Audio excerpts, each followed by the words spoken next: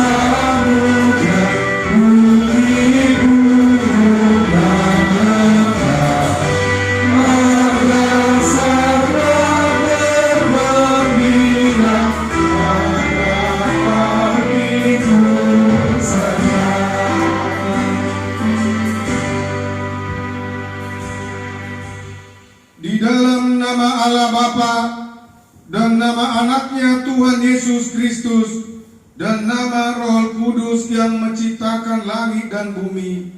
Amin. Sebab penderitaan ringan yang sekarang ini mengerjakan bagi kami kemuliaan kekal yang melebihi segala-galanya, jauh lebih besar daripada penderitaan kami, sebab kami tidak memperhatikan yang kelihatan, melainkan yang tak kelihatan. Karena yang kelihatan adalah sementara, sedangkan yang tak kelihatan adalah kekal. Haleluya.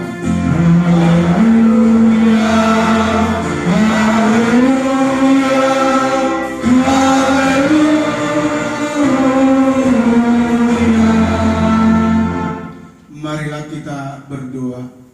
Ya Tuhan Allah, kasihanilah kami, karena kami tidak dapat berbuat sesuatu apapun kalau Tuhan tidak bersama dengan kami. Berilah hal-hal yang rohani bagi kami, supaya kami dapat melakukan kehendak-Mu. Sertailah kami supaya kami bersama dengan Tuhan melalui firman-Mu, oleh karena anak-Mu Tuhan Yesus Kristus Tuhan kami. Amin. Kita bernyanyi dari Kidung Jemaat nomor 48 ayat 1 dan ayat 2.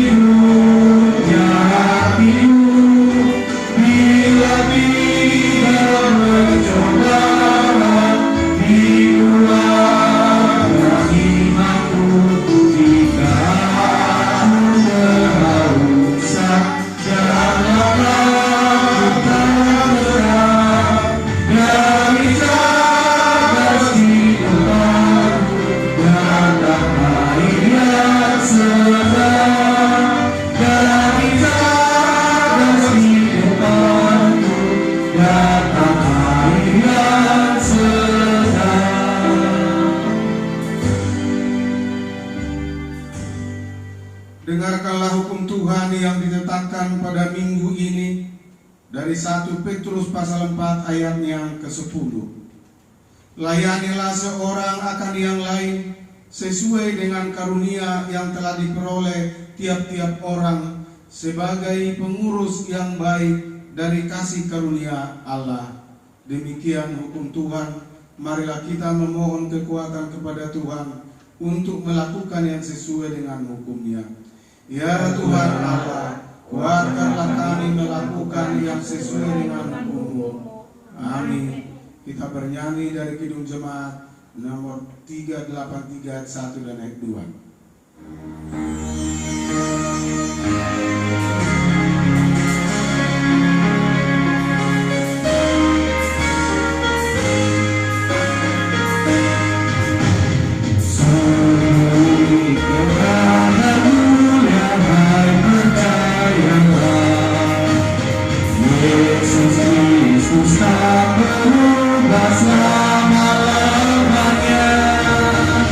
Darahnya tetap menghapus dosa.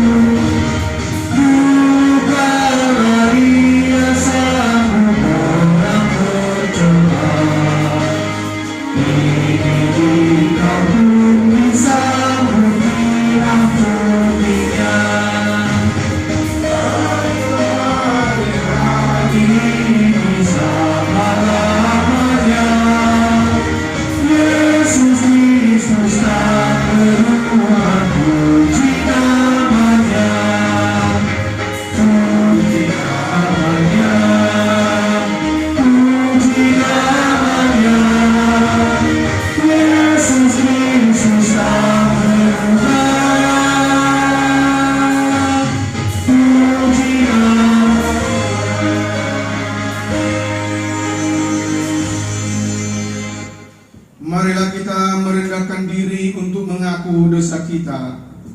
Ya Tuhan Allah Bapa kami yang Maha Kuasa dan Pengasih, Engkau tidak berkenan kepada kematian orang fasik, melainkan Tuhan berkenan kepada pertobatan orang fasik dari kelakarannya ke jalan yang benar, supaya ia hidup. Oleh sebab itu, kami mohon kepadamu, jauhkanlah kami dari segala murka dan hukum-Mu.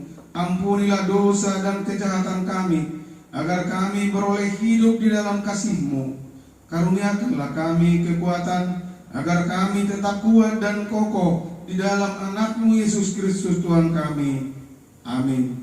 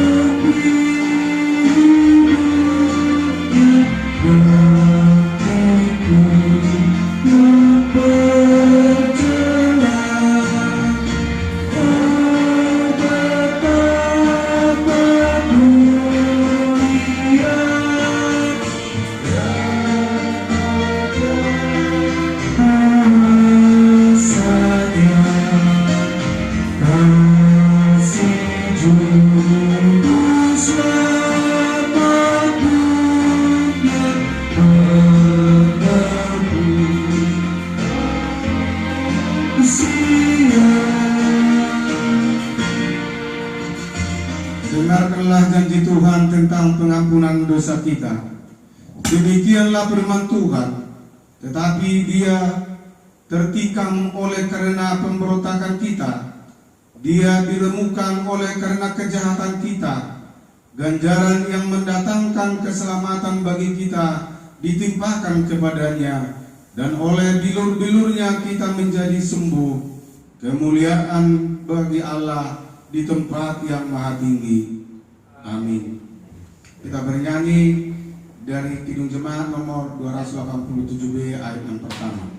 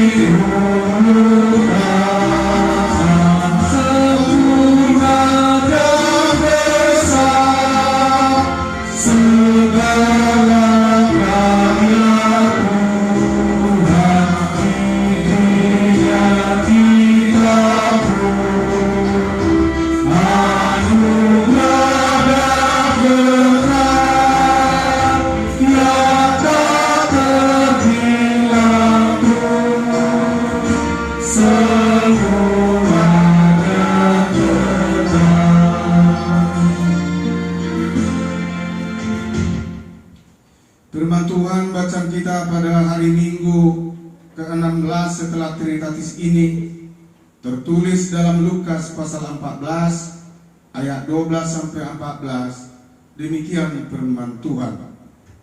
Dan Yesus berkata juga kepada orang yang mengundang Dia, apabila engkau mengadakan perjamuan siang atau perjamuan malam, janganlah engkau mengundang sahabat-sahabatmu atau saudara-saudaramu atau kaum keluargamu atau tetangga-tetanggamu yang kaya, karena mereka akan membalasnya dengan mengundang engkau pula, dan dengan demikian engkau mendapat balasnya.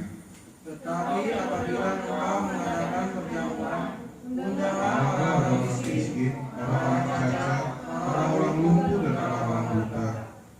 Dan engkau akan berbahagia karena mereka tidak mempunyai apa-apa untuk membalasnya kepadamu, sebab engkau akan mendapat balasnya pada hari kebangkitan orang-orang benar. Demikian bacaan firman Tuhan. Berbahagialah orang yang mendengarkan firman Allah dan yang memeliharanya. Amin. Kita bernyanyi dari Kidung Baru nomor 200 ayat 1 dan ayat yang ketiga.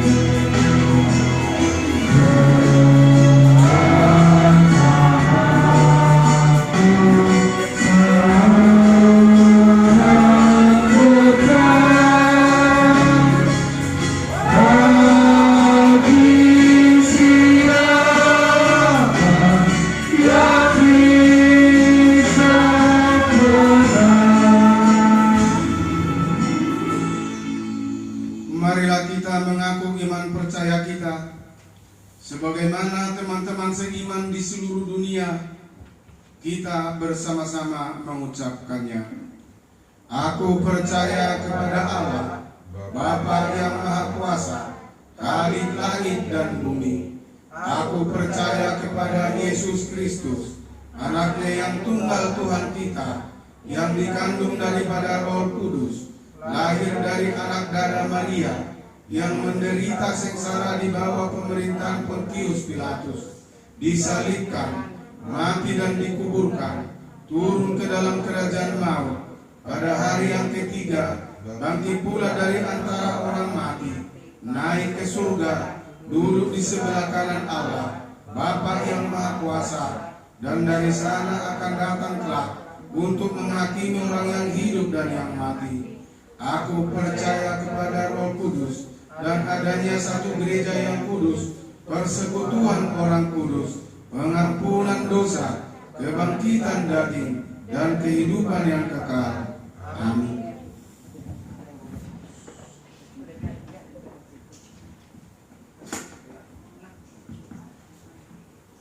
Kita akan mendengarkan warta jemaat untuk minggu ini. Warta jemaat minggu hari ini, persembahan bulanan. Minggu ini adalah hari minggu terakhir dalam bulan September 2020. Oleh karena itu diingatkan kepada seluruh jemaat untuk segera menyampaikan persembahan bulanan September 2020 ini. Ucapan terima kasih yang telah disampaikan kepada kepada yang telah mempersembahkannya, dan kepada jemaat yang belum menyampaikan persembahan bulanannya sejak Januari hingga Agustus 2020. Hingga tengah.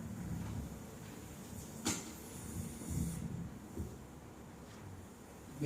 Persembahan bulanan dapat disampaikan melalui transfer bank mandiri dengan nomor rekening 101.00.89.464 atas nama KBP Resort Petukangan, atau disampaikan langsung pada Situa Banjar masing-masing. Kedelapan, Pesta Panen atau Butiran HKBP Petukangan 2020. HKBP Petukangan akan melaksanakan Pesta Panen atau Butiran 2020 sebagai perwujudan rasa syukur atas penitaan dan pemeliharaan Tuhan dalam perjalanan kehidupan HKBP Petukangan melalui seluruh jemaat yang berada di 18 Banjar pelayanan HKBP Petukangan. Betapa besar kasih dan kemurahan hati Tuhan yang telah diterima selama hampir 1 tahun ini.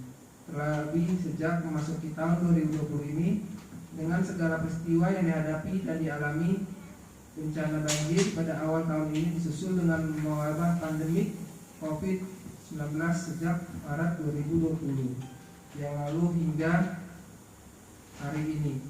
Bukan berarti tidak ada kesusahan dalam perjalanan ini. Dalam perjalanan itu, melainkan kita melihat dan merasakan lebih banyak dan tidak terhitung besar kasih setia Tuhan bagi kita. Maka sepantasnya kita mensyukuri semuanya itu. Itulah yang hendak kita nyatakan melalui pelaksanaan Pesta Panen atau Botulong 2020 ini. Telah dipilih dari antara pelayanan atau Paralada KBP Petukangan sebagai panitia pelaksana terlampir. Adapun rencana pesta akan dilaksanakan pada Minggu 8 November 2020 akan diadakan rapat Pesta Panen atau Botilan HKBP Petukangan 2020 pada Selasa 29 September 2020 pukul 19.00 WIB. Jadwal pelayanan ibadah Minggu live streaming 1. Minggu 16 setelah Trinitatis 27 September 2020, pelayanan khotbah Pendeta liturgi ya bisa kita baca di lembaran yang telah disampaikan di WA grup masing-masing. Kedua, pertanyaan belajar live streaming atau YouTube Kamis 1 Oktober 2020 pukul 20.00 WIB. Pendeta Hasikil Yahasiel Penyetan MSI Khotbah. Situa R. Lumbantoruan MM liturgis. Ketiga, sekolah Minggu 27 September 2020 Pendeta Nurista Simanjuntak SPH. Ketiga, warta umum. 1. Nama minggu hari ini adalah Minggu 16 setelah Trinitatis artinya Pertunggalan Allah. 9. Bantuan pendanaan media live streaming HKBP Petukangan tersirat di lampiran WA pewarta jemaat. Ucapan selamat ulang tahun 10. Ucapan selamat ulang tahun. Seluruh pendeta dan pelayanan HKBP Petukangan menyampaikan selamat ulang tahun kelahiran dan selamat ulang tahun pernikahan kepada seluruh warga jemaat yang merayakannya pada minggu ini, Senin 21 September sampai Minggu 27 September 2020. Firman Tuhan, karena oleh aku hikmat umurmu diperpanjang dan tahun hidupmu ditambah. Amsal 9 ayat 11. Tuhan melimpahkan kehidupan saudara dengan segala yang baik dan terindah dalam pandangannya. Keempat, Dewan-Dewan 1. Dewan Koinonia A. Sermon kategori lansia. Pada Selasa 29 September 2020 akan dilayankan sermon kategori lansia KBP Petukangan melalui media virtual Zoom meeting. Sermon dilayankan oleh Pendeta Nurista Simanjuntak SPH. Nas sermon tertulis dalam Psalmen 37 ayat 1-5. Diimbau kepada seluruh jemaat HKBP Petukangan yang mencapai usia 60 tahun ke atas untuk dapat bersama-sama mengikuti sermon ini. B. Kategorial sekolah minggu. Seksi sekolah minggu HKBP Petukangan tetap berkomitmen melayani anak-anak sekolah minggu melalui ibadah offline. Pelayanan ini dilayangkan pada setiap hari Minggu pukul 8.00 WIB baik untuk kelompok 1 dan kelompok 2. Diimbau agar setiap orang tua dapat dengan setia menyiapkan dan mendampingi anaknya mengikuti ibadah ini. C. Kategorial pemuda. Seksi pemuda KBP Petukangan akan melaksanakan pelayanan pendalaman Alkitab dalam grup PA melalui media virtual pada setiap Sabtu. Pada Sabtu 3 Oktober 2020 mendatang akan dilaksanakan pada pukul 16.00 WIB. D. Jemaat yang hadir lalu 20 September 2020 ibadah pukul 11.30, laki-laki 35, perempuan 49, total 84 orang. Pukul 17.00 45, laki-laki 45 orang, perempuan 38, total 83. Dewan Maturia Persekutuan Ibadah. Dewan Maturia menyampaikan himbauan kepada seluruh jemaat AKBP Petukangan berada di Lapangan Banjar dalam ruang lingkup pelayanan AKBP Petukangan agar kita bersama-sama tetap bersatu dalam persekutuan ibadah kita walau melalui tayangan live streaming. Persekutuan kita dalam Tuhan tidak dapat dipisahkan oleh situasi dan jarak yang jauh sekalipun. Firman Tuhan mengingatkan kita, tetapi saatnya akan datang dan sudah tiba sekarang, bahwa penyembah-penyembah benar dan penyembah Bapa dalam Roh Kudus, dalam roh dan kebenaran. Yohanes 4 ayat 23. Ketiga, Dewan Diakonia A. Himbauan kepedulian. Dewan Diakoni AKBP Petukangan mengimbau pada seluruh jemaat AKBP Petukangan untuk tetap menghidupkan kepedulian bersama akan pelayanan diakoni jemaat. Untuk saat ini diakoni jemaat melayani pelayanan kasih terhadap jemaat berbuka, diakoni Maranatha, dan kepada jemaat sakit diakoni Bethesda. B.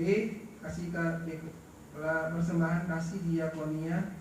Pelayanan diakoni adalah pelayanan yang berdasarkan pada pengenalan akan kasih dan pemulihan hati Tuhan atas hidup kita. Allah peduli akan hidup kita. Hal itu menjadi dasar panggilan iman kita untuk peduli kepada kebutuhan saudara-saudara kita yang menderita sakit dan berduka serta mengalami penderitaan karena bencana alam dan sebagainya. Begitu marilah kita menyatakan kebutuhan kita dengan memberikan persembahan kasih diakoni AKBP Petukangan. Persembahan tersebut akan kita sampaikan pada Minggu 4 Oktober 2020 mendatang. Dalam setiap ibadah minggu yang kita ikuti, amplop persembahan disediakan oleh sekretariat gereja dan dapat kita terima dari Sintua Banjar yang akan membagikannya kepada kita secara langsung bersamaan dengan pembagian buku panduan ibadah minggu mendatang. Marilah kita menyampaikan persembahan itu dengan penuh rasa syukur kepada Tuhan. Sebab Tuhan menyatakan, Aku berkata kepadamu, sesungguhnya segala sesuatu yang kamu lakukan untuk salah seorang dari saudaraku yang paling hina ini, kamu telah melakukannya untuk aku. Matius 25 ayat 40. Kelima, Romawi keuangan. Persembahan yang diterima gereja kita dari tanggal 20 September sampai dengan 26 September 2020 sebesar Rp29.083.830. Rincian sebagai berikut. Untuk gereja Rp3.540.830. Kedua diakoni Rp4.200. Ketiga kantor pusat Rp1.453.000. 4 EP Mengulus non kuliah Rp560.000. Kiranya Tuhan memberkati persembahan tersebut bagi kemuliaan namanya. Susunan panitia pesta Gotilo tahun 2020. Penanggung jawab Pendeta Resort AKBP Petukangan. Ketua Pelaksana PP Sintua PP Situmeyang. Wakil Ketua RP Lingga Sintua RP Lingga. Sekretaris Sintua UD Sitorus. Wakil Sekretaris Sintua S Papahan. Bendahara Sintua GL Siahaan. Wakil Bendahara Sintua RT Boru Sirekar. Ketua Bidang Dana Sintua DJ Sitorus MM. Ketua anggota semua Sintua Banjar. Anggota 1 Sintua ETP Siaan dan Sintua GP Tampu Bolon Gunung 1. Kedua Sintua UD Sitorus Gunung 2. Sintua RT Siborus Rekar Gunung 3. 4 Sintua S Pangkabean dan Sintua H Tambunan Utara. Kelima Sintua R Mantoruan. Sintua M L Kapahan.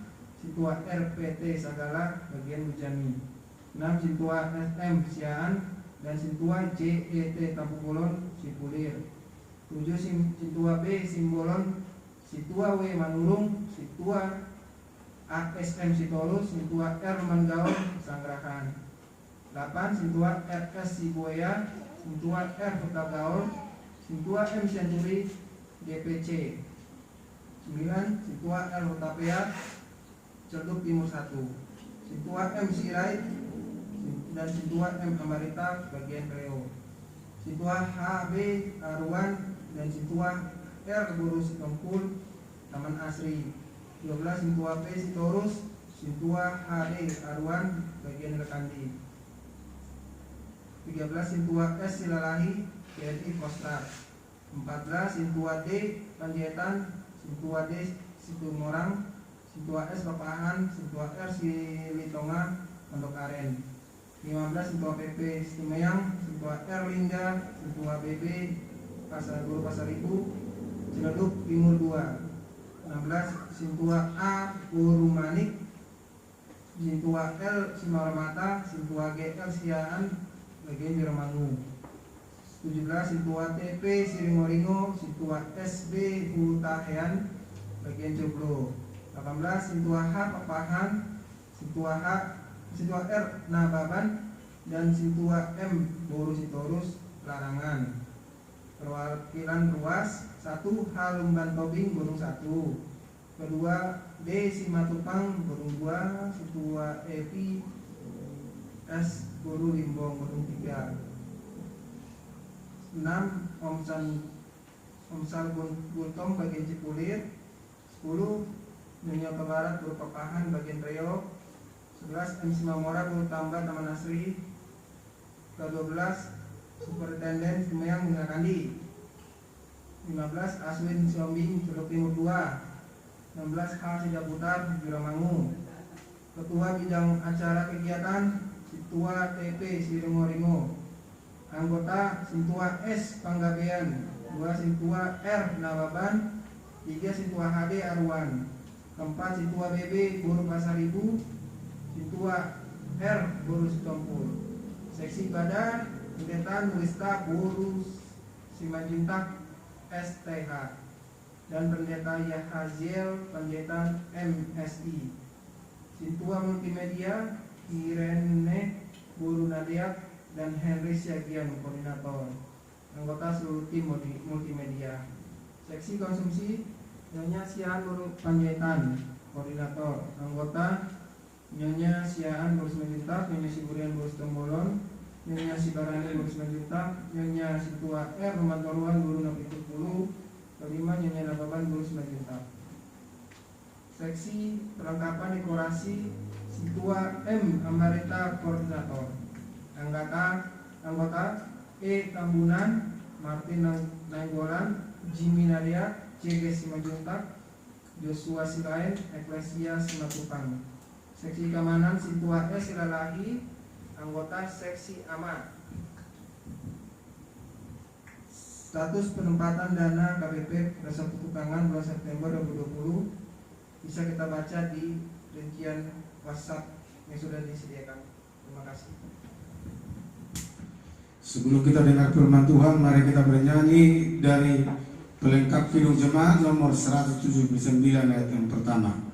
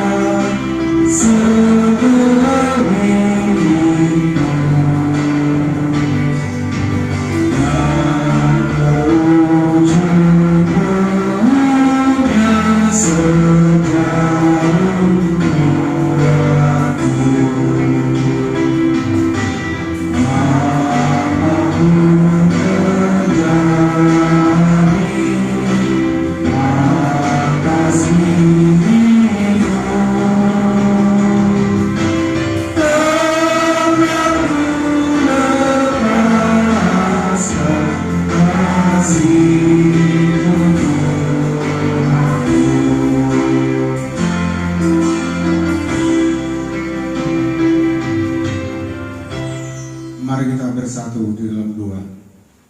Bapa kami yang bertata di dalam surga, kembali kami mengucap syukur kehadiran-Mu Bapa.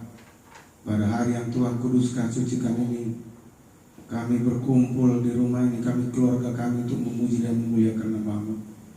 Karena kami tidak bisa berkumpul dengan saingan kami di bait suci-Mu, karena status penyakit corona ini Bapa, atau penyakit sampal. Kiranya turunkanlah kasih setia-Mu bagi kami umat-Mu. Jauhkanlah penyakit sampar ini dari kehidupan kami, supaya kami biar boleh beribadah di tempat ibadat suci Bapa. Tapi biarlah Tuhan juga memakai rumah kami ini menjadi tempat ibadah untuk memuji dan memuliakan nama-Mu saja.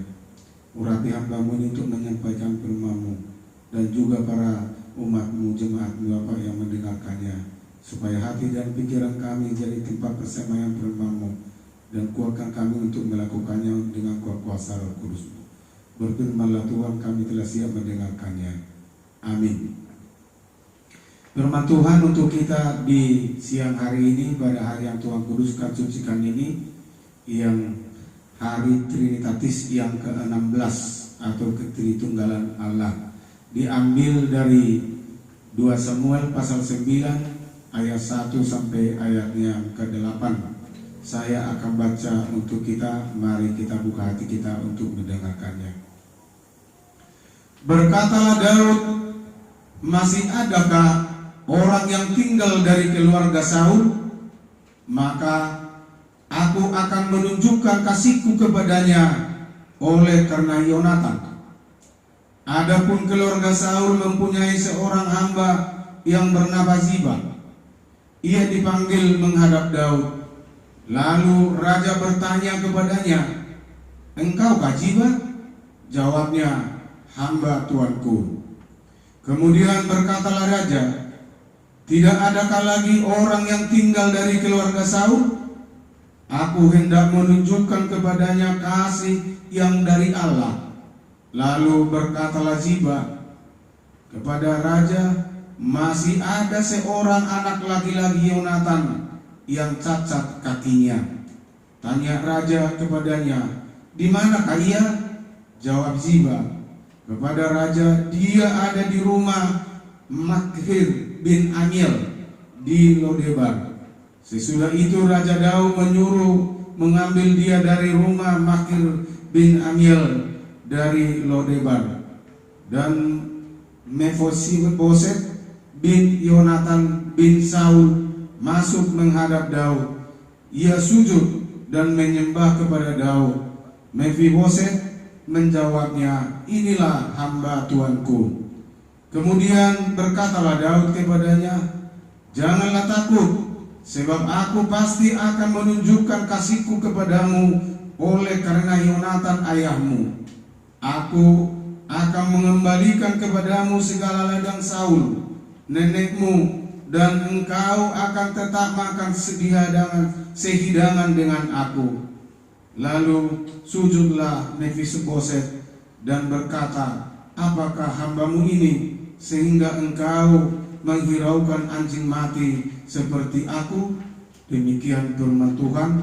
Berbahagia orang yang mendengar firman Tuhan serta memeliharanya dalam hidupnya. Sebelum kita masuk ke khotbah ini, kita kembali ke Epistel tadi yang dari Lukas pasal 14 ayat yang 12 sampai 14. Bagaimana Yesus dijamu ke tempat pesta dan Yesus menghadirinya.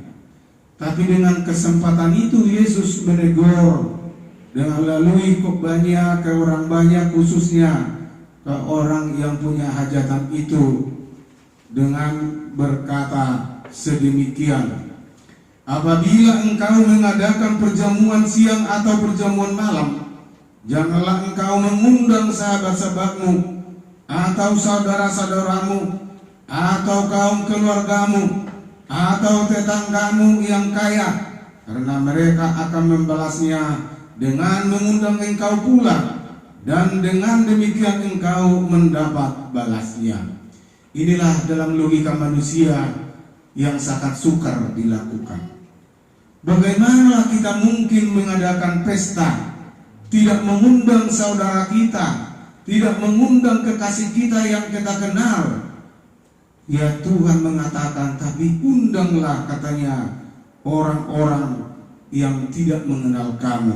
Yang dikatakan di ayat 13, tetapi apabila engkau mengadakan perjamuan, undanglah orang-orang miskin, orang-orang cacat, orang-orang lumpuh, dan orang-orang buta. Menurut logika manusia, tidak akan mungkin ada manusia yang mampu melakukan ini. Pasti dia kalau mau mengadakan pesta, dia sangat bangga kalau hadir orang yang terhormat maupun di pejabat negara. Mungkin kalau kita mengadakan pesta, kita mampu mengundang bupati, wali kota, gubernur, bahkan kalau bisa sampai presiden. Mungkin sangat itu kehormatan yang paling masyhur bagi kita. Tapi Tuhan menegur kita, kalau kita tidak mau mengharapkan balasan dari orang yang kita undang itu, janganlah kita undang orang yang terhormat di dunia ini, tapi yang paling berharga di mata Tuhan, yaitu orang yang mau bekerja di hadapan Tuhan, walaupun hidupnya sangat terbatas, walaupun hidupnya cacat atau disabilitas. Dia mau menyerahkan hidupnya ke dalam tangan Tuhan, supaya yang memberikan pembalasan bagi kita Tuhanlah, yaitu bukan pembalasan kehidupan duniawi, tapi kehidupan surgawi, kehidupan yang kekal selama-lamanya. Jadi dua pilihan. Kalau kita hanya mengandalkan seremonial belaka di dunia ini, kita mungkin hanya mendapatkan balasan untuk kehidupan duniawi. Tapi kalau kita mau menolong orang lain yang tidak dia mengenal kita, bahkan tidak mengharapkan mungkin pertolongan dari kita karena kita tidak dikenalnya, tapi tanpa sepengetahuannya kita memberikannya, kita akan mendapatkan balasannya dari surga, yaitu dari Allah Bapa kita. Tapi ini lagi satu pertanyaan, apakah mungkin kita bisa mengasihi yang kita tidak kenal? Yang kita kenal aja kita tidak peduli. Orang tua tidak makan mungkin tidak peduli, anak-anaknya tidak makan tidak peduli, kakak adiknya tidak makan tidak peduli. Bagaimana kita mau mampu melayangkan kasih sayang kepada orang lain? Kita tunjukkan dulu kasih sayang itu dari mulai kita kecil sampai dewasa sampai orang tua. Antara orang tua dan anak-anak harus saling mengasihi, antara anak dengan orang tua harus saling hormat, dan juga kakak adik yang bersaudara harus saling mengasihi. Dengan dasar itu kita sudah biasa, kata orang Batak, sonal nado piamna. Kalau sudah kita terbiasa menjadi karakter kita selalu menunjukkan kasih itu di dalam kehidupan kita, pasti kita tidak merasa berat kalau menolong kakak adik kita, menolong saudara kita, apalagi juga menolong orang lain. Kita tidak akan mungkin merasa berbeban bagi kita, karena kita tahu yang kita berikan itu bukanlah milik kita, tapi itu adalah milik Tuhan yang kita bagikan bagi orang lain, pakai Tuhan tangan kita untuk membagikannya. Jadi supaya kita jangan lagi berpikir-pikir untuk membuat kasih di antara sesama kita, dan Tuhan mengajarkan kita bukan hanya sesama kita, tapi juga kepada orang lain yang tidak mengenal kita, orang miskin, orang susah, orang lumpuh, orang disabilitas, kita harus menolongnya. Itulah makanya perikop khotbah kita hari ini berbuat kasih kepada orang disabilitas atau orang yang cacat. Ini masuk kita ke dalam khotbah kita, yaitu tadi Samuel 2 Samuel pasal 9 ayat 1 sampai yang ke-8. Di sini bagaimana Raja Daud menggantikan Raja Saul. Karena Raja Saul begitu terpilih sebagai raja, walaupun diurapi oleh tangan Tuhan melalui hambanya, tapi setelah dia duduk di takhta kerajaan itu, dia menyimpang dari ajaran firman Tuhan. Akhirnya Tuhan menegurnya dan menggantikannya dengan Raja Daud yang masih sangat muda, masih umur 18. Dan Raja Saul tidak menerimanya. Dia berusaha untuk membunuh Raja Daud ini, bagaimana supaya dia jangan bisa mengganti takhta kerajaan itu yang dikuasainya. Sekalipun sedemikian, tidak semua keluarga Raja Saul memusuhi Raja Daud. Di sini dikatakan anaknya si Jonathan yang mempunyai anak si Mephibosheth, dia tidak sepikir dengan orang tuanya mau membunuh Raja Daud. Justru dia bersahabat dengan Raja Daud dengan mengatakan ke Raja Daud, kalau nyawamu diambil, nyawaku pun akan kuserahkan, hidup matiku pun harus bersama kamu. Itulah janjinya Raja si Yonatan anaknya Raja Saul itu ke Raja Daud. Lalu waktu berperang bangsa Israel melawan orang Palestina, orang itu menghadapi kekalahan, matilah Raja Saul dan Jonathan anaknya Raja Saul itu. Itu pun waktu hambanya atau pembantunya mau membawa lari masih kecil, si Mephibosheth itu terjatuh dari bangkuannya, akhirnya kakinya patah dua-duanya, tidak bisa berjalan. Setelah Raja Daud mendengar kematian Raja Saul, dia tidak bersuka cita, dia bersedih, bahkan mengajak orang lain juga untuk bersedih, untuk berkabung dengan mendengar kematian Raja Saul itu dan juga anaknya si Jonathan itu. Dan karena dia ikut bersedih juga, dia memanggil hambanya si Siba, menurut kamu apakah masih ada keturunannya Saul yang masih hidup? Oh, masih ada, tapi cacat, kakinya tidak bisa berjalan, dua-duanya lumpuh. Lalu si Raja Daud berkata kepada si Siba itu, siapakah dia? Yaitu namanya Mephibosheth, dan dia menumpang di rumah saudaranya yang bernama Makir bin Amiel. Lalu Raja Daud berkata, panggillah dia ke sini. Pada waktu peraturan seorang raja memanggil siapapun, kalau disuruh datang pasti datang. Akhirnya si Siba membawa si Mephibosheth menghadap ke Raja Daud. Si Mephibosheth penuh rasa ketakutan. Apakah hukuman yang diberikan sama aku ini? Karena dia tahu kakeknya juga orang yang memusuhi Raja Daud. Tapi Raja Daud berkata, kamu tidak perlu takut. Semua harta kakek nenek moyangmu Raja Saul akan kuserahkan kepadamu. Dan bukan hanya itu yang dikatakan oleh Raja Daud kepada si Mephibosheth. Dia berkata, makanan akan sehidang dengan aku dan kau.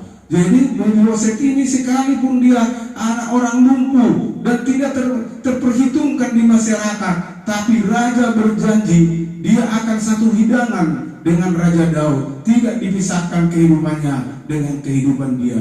Apa dasar Raja Daud dengan sedemikian? Ini sangat bertentangan mungkin bagi orang Batak. Orang Batak itu sering, diajarkan sama anak-anaknya. Tapi kalau kita jangan lagi, kalau bermusuhan orang tua jangan sekali-sekali digenerasikan kepada orang muda seperti kakek nenek moyang kita dulu. Karena kakek nenek moyang kita dulu sering itu, kamu nanti baik-baik sama ini ya, dia memusuhi kita. Dari dulu kakeknya memusuhi kita, keturunannya semua selalu diturunkan, tidak pernah memutuskan permasalahan, selalu dilestarikan permasalahan itu. Itulah orang yang tidak mengenal Allah. Tapi orang yang mengenal Allah seperti Raja Daud ini tidak mau membawa permasalahan itu kepada orang lain.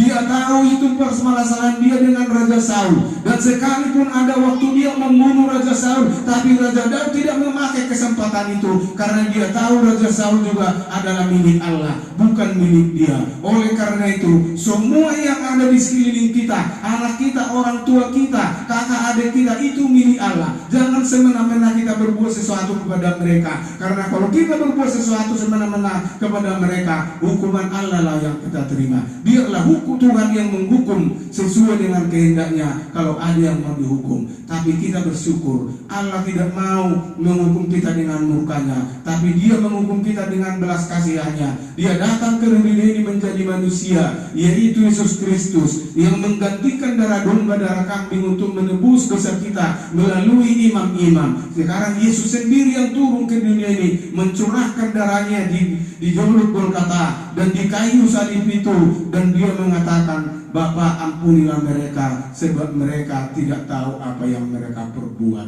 Jadi sekali lagi, inilah moto kehidupan kita, selalu berpikir bahwa orang lain itu mungkin tidak tahu apa yang mereka perbuat itu. Hanya dia diperdaya oleh si iblis, oleh roh jahat. Kalau dia dikuasai roh Tuhan, tidak mungkin dia mau berbuat jahat kepada kita. Makanya dikatakan di Matius 5 itu, ayatnya yang ke-9 dikatakan, berbahagialah orang yang dicaci maki atau dimusuhi orang karena aku. Jadi kalau karena Tuhan, karena firman Tuhan, kita dibenci orang, dimusuhi orang, kita akan berbahagia. Kenapa berbahagia? Karena warisan kita bukan duniawi, tapi adalah surgawi. Oleh karena itu, mari kita keteladani Raja Daud ini, yang tidak mau mendendam kepada anak-anak musuhnya, tapi justru mengasihinya, memberikan warisan ini, semuanya warisan Raja Saul diberikan kepada si Mephiboset itu, yang orang lumpuh itu, bahkan tinggal di istana, tidak dibilang menjauh dari dia. Jadi kita tunjukkan kasih itu dari Tuhan, supaya permusuhan itu jauh dari pikiran kita. Yang kadang-kadang kita hanya mau mengandalkan pikiran kita untuk menjalankan kasih itu. Jadi kita mengkaji matematika, kalau aku kasih ini nanti kepada adikku, nanti makan apa aku besok. Kalau aku kasih nanti kepada kakakku, nanti aku makan apa besok. Padahal Tuhan sudah berkata, janganlah pikirkan hari esok, karena hari esok itu hanya Tuhan yang tahu. Apakah kamu diurapi atau diberkati, Tuhan juga yang tahu. Tapi kita yakin dan percaya dengan iman kita, selagi kita bersama Tuhan, berkat Tuhan tidak pernah henti-henti di sepanjang hidup kita, siang ataupun malam. Sekali lagi, mari kita pegang moto kita, menjauhkan segala dendam dari kehidupan kita, maupun kakak adik, saudara, orang tua, anak, dan anak dengan orang tua. Seperti zaman sekarang, banyak kita lihat di medsos atau di WhatsApp, kadang-kadang tiga-tiganya seorang orang tua mempenjarakan anaknya hanya karena warisan, atau sebaliknya anak-anak mempenjarakan orang tuanya hanya karena warisan. Padahal warisan itu tidak ada yang dibawa mati. Yang dibawa mati itu hanyalah peti mati yang 1 meter kali 2 meter itu. Jadi oleh karena itu, kalau semua akan kita tinggalkan itu, dan itu juga bukan milik kita, itu adalah milik Allah. Janganlah kita mau dipengaruhi oleh keinginan daging, keinginan dunia ini, harta dunia ini, akhirnya terjadi permusuhan. Tapi marilah kita mau mengejar harta surgawi yang kekal selama-lamanya, supaya damai sejahtera selalu ada di dalam kehidupan kita. Amin. Mari kita berdoa.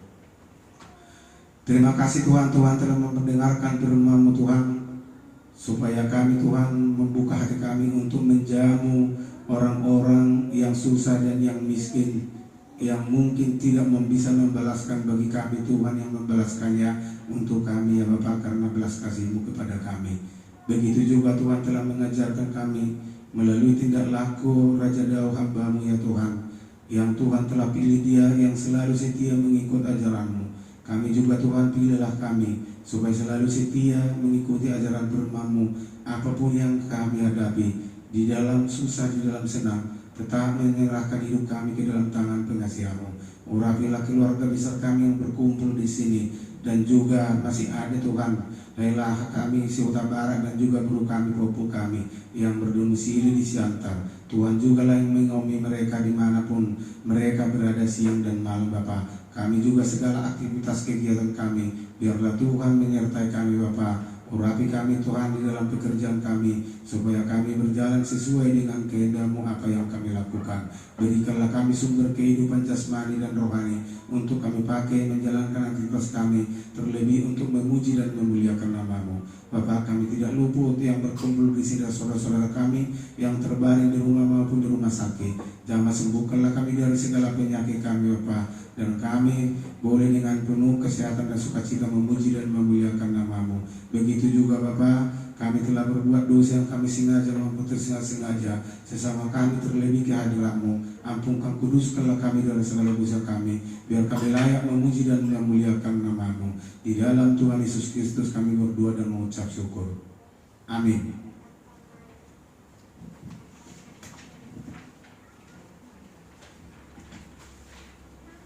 Kita bernyanyi dari Kidung Jemaat nomor 224 ayat 1 dan ayat 2 dan menyampaikan persembahan.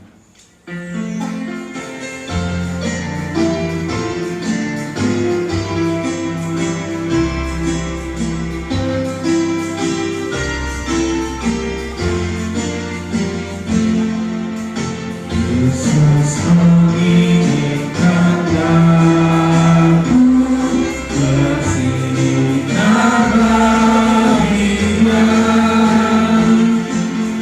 dimanapun ku berada, ku mengenalkannya. Bersinar, bersinar,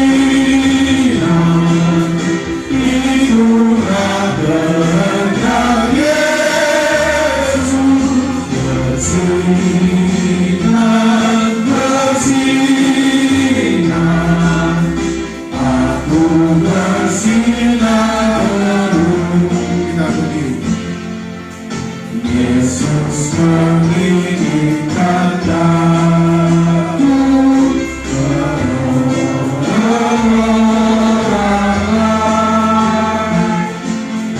manis dan sopan selalu ketika-Mu bermain.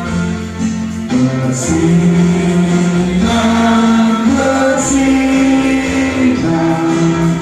itulah kehendak Yesus. Bersinar, bersinar, aku bersinar terus. Marilah kita berdoa untuk menyerahkan persembahan kita kepada Tuhan. Ya Allah Bapa kami yang di surga, kami mengaku bahwa Tuhan adalah sumber dari segala karunia yang melimpah dalam kehidupan kami masing-masing. Sebagian daripada karunia itu kami serahkan kembali sebagai persembahan kepada Tuhan. Terimalah dan berkatilah persembahan umat-Mu ini, agar dapat kami pergunakan untuk pekerjaan dan pelayanan kerajaan Tuhan di dunia ini. Bukalah hati kami untuk mengenal betapa banyak berkat dan karunia yang kami peroleh dari Tuhan, supaya kami senantiasa bersyukur kepada-Mu. Di dalam nama Yesus Kristus Tuhan kami. Amin.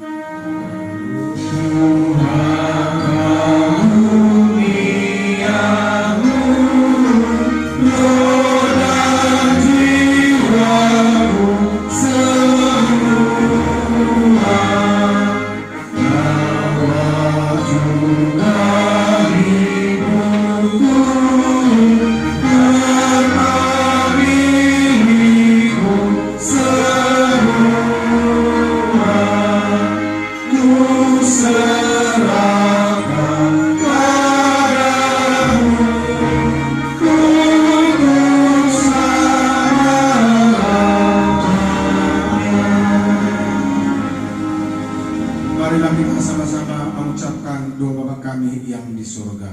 Bapa kami yang di surga, dikuduskanlah nama-Mu, datanglah kerajaan-Mu, jadilah kehendak-Mu di bumi seperti di surga. Berilah kami pada hari ini makanan kami yang secukupnya, dan ampunilah akan kesalahan kami, seperti kami mengampuni orang bersalah kepada kami. Dan janganlah membawa kami ke dalam pencobaan, tetapi lepaskanlah kami dari yang jahat.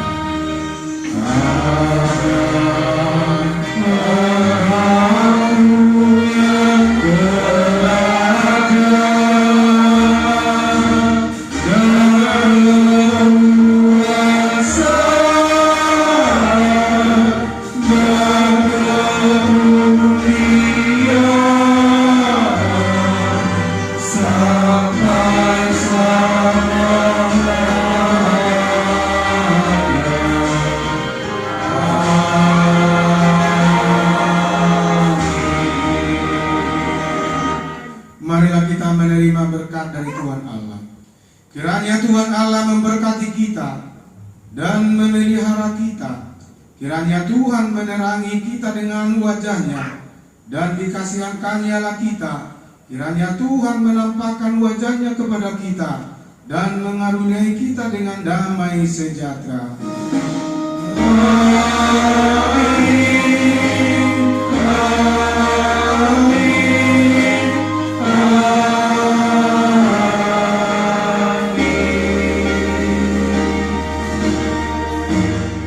Shalom.